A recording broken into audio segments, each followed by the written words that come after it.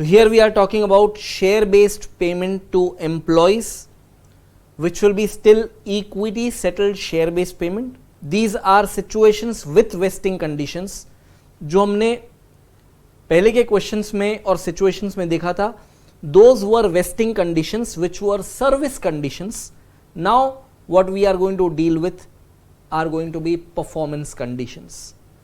So the company will be asking their employees कि boss हमको आप परफॉर्म करके दिखाओ, आप प्रॉफिट अचीव करके दिखाओ, आप कॉस्ट रिडक्शन टारगेट अचीव करके दिखाओ, आप कंपनी के शेयर का मार्केट प्राइस इतना ऊपर ले जाकर दिखाओ. ये कंडीशंस, परफॉर्मेंस टारगेट दिए जाएंगे. परफॉर्मेंस टारगेट आपको अचीव करना है. समटाइम्स लिमिटेशन ऑफ ईयर्स में और मे नॉट बी गिवन. तो कभी कभी क्या होगा कि आपको मैंने कॉस्ट रिडक्शन टारगेट दे दिया है, अब आपको cost reduction target boss achieve करके दिखा दो. अब आप 2 साल में करो कि 8 साल में करो, that is not my concern. जब अचीव करोगे तब बेनिफिट मिलेगा. ऐसा भी हो सकता है. एक हो सकता है कि भाई आपको 3 साल के अंदर अंदर वो कॉस्ट रिडक्शन टारगेट अचीव करके दिखाना है. Make sure that you have written this heading. आप ये हेडिंग लिख लो पहले, that these are still situations of share based payment to employees which will be equity settled share based payment with vesting conditions which are performance conditions. Yeah, performance conditions can be of 2 types, which could be either market related conditions or non market related conditions. So right now we are focusing on non market related conditions, where the performance target can be towards turnover or towards profit or towards cost reduction. कि इस type के targets रहेंगे कि भाई आपको turnover इतना achieve करना है, या प्रॉफिट इतना अचीव करके बताना है, या प्रॉफिट इतने से बढ़ाना है. All these could be your performance conditions which are not related to market information. इसलिए हम इसको बोल रहे हैं non market related conditions. Question number 10 is one of the wonderful questions given in your books. मैं क्वेश्चन पढ़ रहा हूं, आप ध्यान देंगे.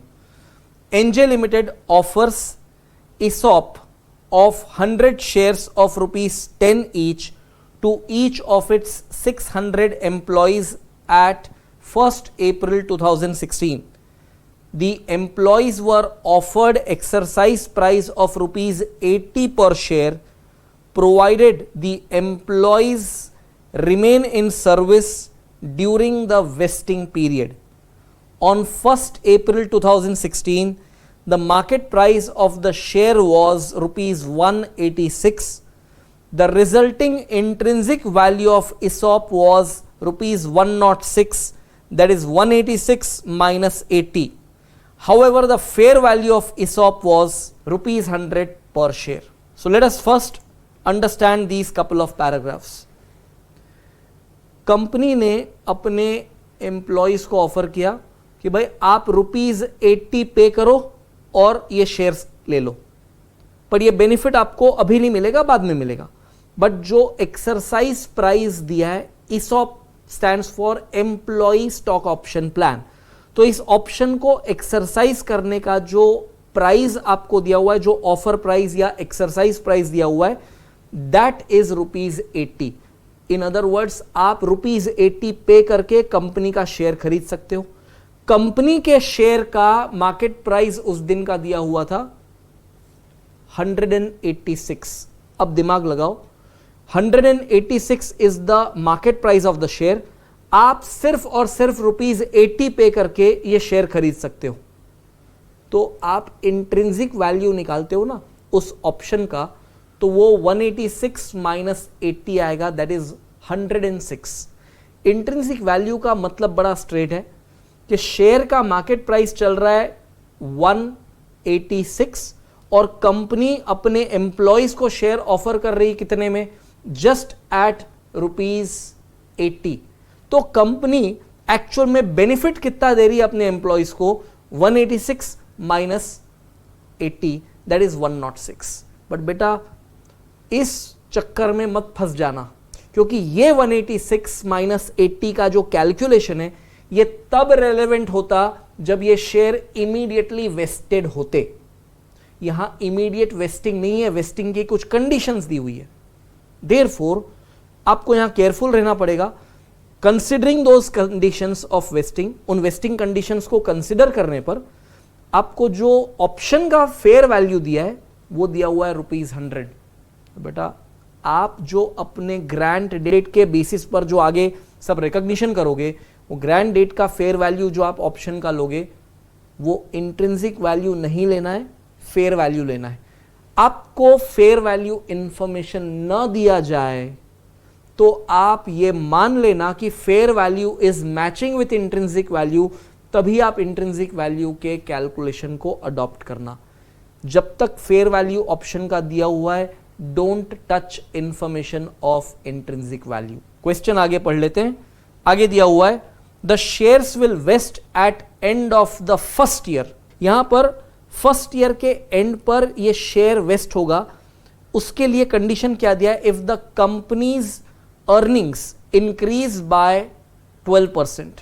सेकेंड ईयर में वेस्ट कब होगा? If the companies earnings increase by 20% over the 2 year period. और थर्ड ईयर में कब वेस्ट होगा? If the companies earnings increase by 22% over the 3 year period. क्या करना है हमको वो समझ लो। यहां वेस्टिंग पीरियड फिक्स्ड नहीं है, वेस्टिंग पीरियड वेरिएबल है, क्योंकि परफॉर्मेंस को देखकर शेयर्स वेस्ट किए जाएंगे, यानी बेनिफिट का वेस्टिंग होगा परफॉर्मेंस को देखकर। वो परफॉर्मेंस एम्प्लॉय फर्स्ट ईयर में भी अचीव कर सकते हैं, सेकेंड ईयर में भी अचीव कर सकते हैं और थर्ड ईयर में भी अचीव कर सकते हैं। 3 साल तक आपने परफॉर्मेंस अचीव नहीं किया तो ये ऑफर लैप्स हो जाएगा। 3 साल का टाइम दिया आपको, बट ये आप 3 साल के पहले अचीव कर लो तो आपको तुरंत वो शेयर्स मिल जाएंगे। अब बेटा ऐसी सिचुएशन में दिमाग में एक बात क्लियर रखना कि हमारे वेस्टिंग पीरियड में कोई फिक्स्ड पीरियड यहां पर नहीं है।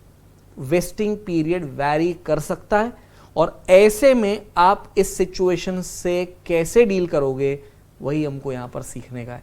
क्वेश्चन यहां पर इतनी बात से कंप्लीट नहीं होता, क्वेश्चन में आगे और भी इंफॉर्मेशन है। Let us first completely read the question.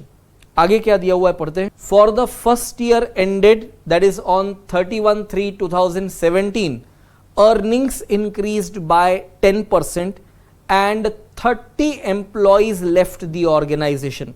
Question की लैंग्वेज पर ध्यान देंगे। फर्स्ट ईयर में अर्निंग्स बढ़ी 10% से and 30 employees left the organization. The company expects that earnings will grow at a similar rate in the next year and expects that shares will vest by 31/3/2018. Company also expects that additional 30 employees will leave the organization by 31/3/2018. तो बेटा question बड़ा clear है कि 30 employees ने already job छोड़ दिया है and जो 30 एम्प्लॉयज और छोड़ने वाले हैं। एक बात सुन लो बेटा, in total how many employees will not be able to take the benefit? That will be total employees -30 -30, that is 540 employees will be able to take the benefit. Total employees जो benefit नहीं ले पाएंगे that will be aggregate of 30 and 30, that will be 60. But ये estimate हमारा कब का है? That is by first year end. अब बेटा first year end पर जो condition थी, if I take you back to the question earlier part, first year end पर condition क्या थी? देखो कि फर्स्ट ईयर में वेस्टिंग कब होगा? If the earnings increase by 12%। अब बताओ भैया अर्निंग्स फर्स्ट ईयर में एक्चुअल में कितने से इंक्रीज हुआ? ओनली 10%। देयरफॉर फर्स्ट ईयर में तो ये बेनिफिट वेस्ट नहीं होगा। दैट इज व्हाई क्वेश्चन बोलता है कि ठीक है भाई फर्स्ट ईयर में परफॉर्मेंस अचीव नहीं हुआ तो सेकेंड ईयर तक ये अचीव हो जाएगा। नाउ फर्स्ट ईयर के एंड पर 30 employees already they have left and 30 employees will further leave. आगे क्या बोल रहा है क्वेश्चन देखते हैं। For the year ended 31/3/2018, the combined earnings of past 2 years was found to increase by 18%. देखो बेटा सेकेंड ईयर तक वेस्टिंग की कंडीशन क्या थी उसको पढ़ लेते हैं। सेकेंड ईयर में ये वेस्ट कब होगा? If the companies earnings increase by 20% over the 2 year period.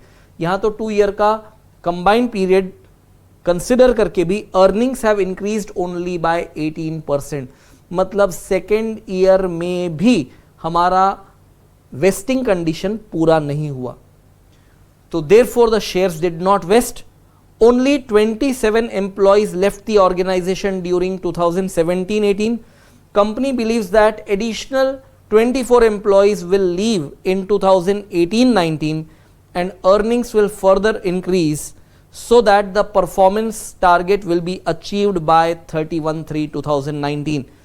आगे बोलता है during 2018-19 only 21 employees have left the organization. Assume that the company's earnings increased to the desired level and the performance target had been met. Required, determine the expense for each year and pass appropriate journal entries. First year के end पर performance target achieve नहीं हो पाया, fact number 1। But first year के end पर हमें hope है, हमें उम्मीद है कि ये सेकेंड ईयर के एंड तक अचीव हो जाएगा।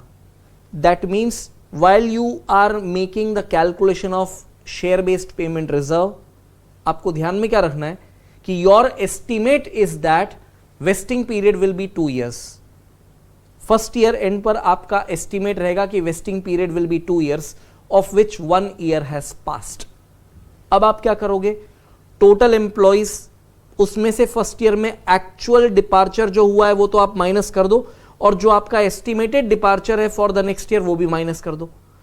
That net number of employees will be multiplied by the number of shares that you will offer to each employee, and that will be multiplied by the fair value of the option at the grant date, जो question में दिया हुआ था ₹100।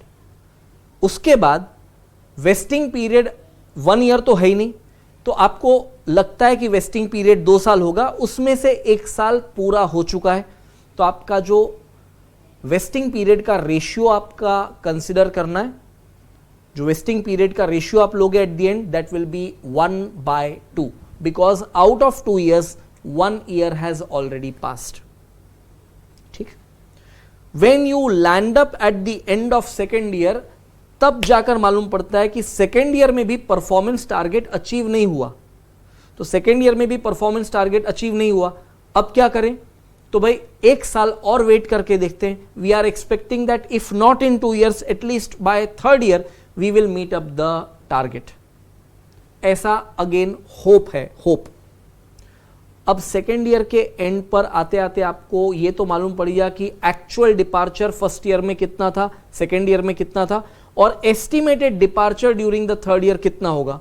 तो आप ये number of employees को adjust कर लो, multiplied by number of shares whatever you have promised per employee, multiplied by fair value of option at the grant date, and now you are at the end of second year, and now you are estimating that the vesting period will be 3 years, of which 2 years have passed. क्योंकि पहले तो आपने 2 साल का estimate लगाया था, but in reality क्या हुआ, 2 साल में आपने वेस्टिंग कंडीशंस को पूरा नहीं किया।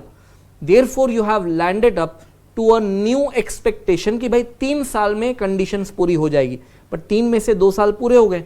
तो जो आप रेशियो अप्लाई करोगे for making the best estimate of the expected vesting value, वो रेशियो जो आएगा 2 years by 3 years, that is 2 out of 3 years have been completed, and of course from the cumulative amount you will subtract the amount that you have already recognized in the past. So आपको incremental basis पर इस साल कितना amount recognize करना है वो मिल जाएगा।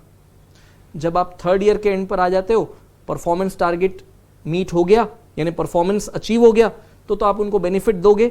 ये बेनिफिट देते समय आपको ध्यान रखना है कि भाई 3 साल अब पूरे हो गए, जो वेस्टिंग वैल्यू आएगा at the end of third year, it will be for the actual number of employees who are entitled to receive this benefit, वो आप फाइंड कर सकते हो, multiplied by number of shares पर एम्प्लॉय जो भी आपने प्रॉमिस किया है, multiplied by fair value of option at the grant date. From this cumulative balance of 3 years, subtract the cumulative balance of last 2 years. That means जो आपने past में recognise किया था वो बेनिफिट सब्ट्रैक्ट कर दो, तो इंक्रीमेंटल एक्सपेंस अब आपको कितना रिकॉग्नाइज करना है थर्ड ईयर में वो मालूम पड़ जाएगा.